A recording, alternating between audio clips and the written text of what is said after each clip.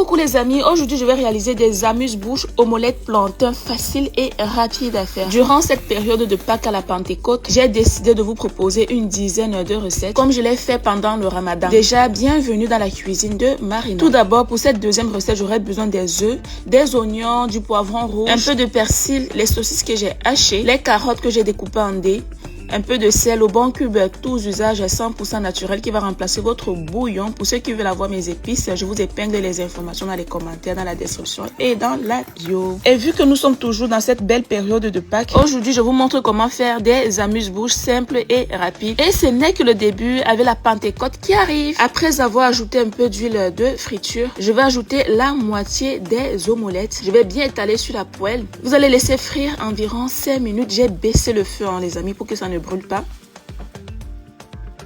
Là, je vais retirer le plantain que j'ai frit. Les amis, l'huile-ci que vous voyez dans la vidéo, je l'ai utilisée environ 3 fois. Bon, je ne voulais pas vraiment jeter. C'est pour ça que c'est un peu noir. Bref, je vais ajouter le plantain que j'ai bien frit. Et vous allez faire comme dans la vidéo. J'ai baissé le feu. Après, vous allez ajouter le reste des omelettes. Vous laissez frire environ 5 minutes. Le feu est toujours baissé. Vous allez bien étaler les omelettes. Et là, vous allez refaire comme dans la vidéo.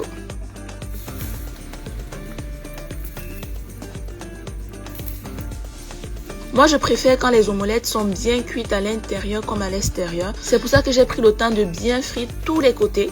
Voilà, je vais retourner. Je vais encore laisser un peu frire environ 2 minutes. Je vais tourner et après vous allez retirer et vous allez passer à la dégustation, la cuisine de Marina de ça les amis.